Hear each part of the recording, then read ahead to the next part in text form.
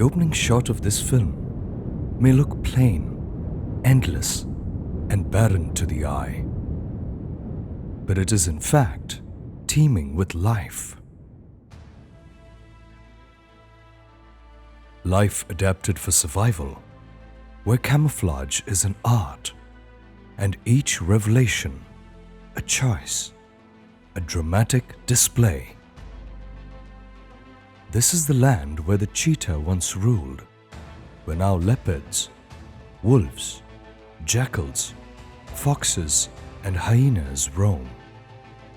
Referred to as the prairies in America, pampas in South America, steppes in Eurasia, and the great savannas in Africa, these vast grassland ecosystems are also native to India.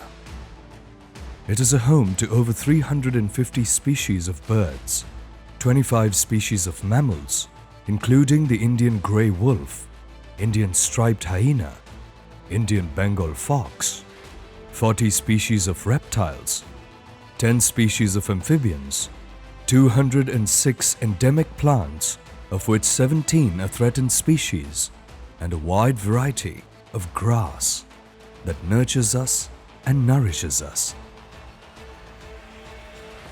The arrival of the British saw a shift in perception of these unique ecosystems. Driven by their need for timber and revenue, forests were valued, while tree-less landscapes like these were deemed unproductive wastelands.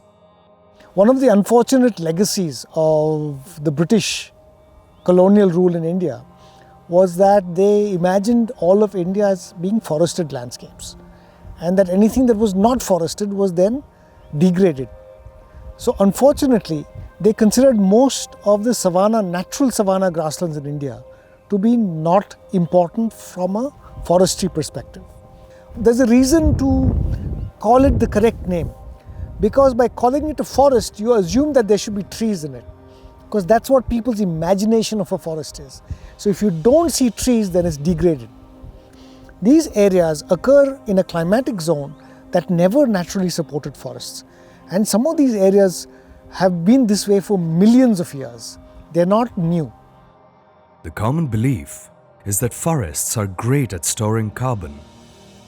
But forests store carbon mostly in above-ground biomass, such as leaves and woody stems.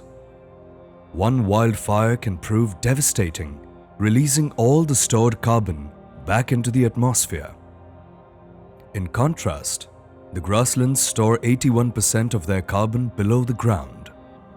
The carbon fixed below ground remains in the roots and soil even during fires, making grassland ecosystems more efficient as a carbon sink. Likewise, when you have fires and you have the entire tree burn up, you lose enormous amounts of that stored carbon that was in your mind. It's immediately being lost. In contrast, when a fire runs through a grassland, it only removes the biomass on top, whereas most of that stored carbon is beneath, in the soil, where it is safe. Grasslands have been a source of livelihood for millions of livestock and pastoralists for thousands of years now. It is estimated that 53% of India's milk and 77% of India's meat production comes from extensive pastoralism.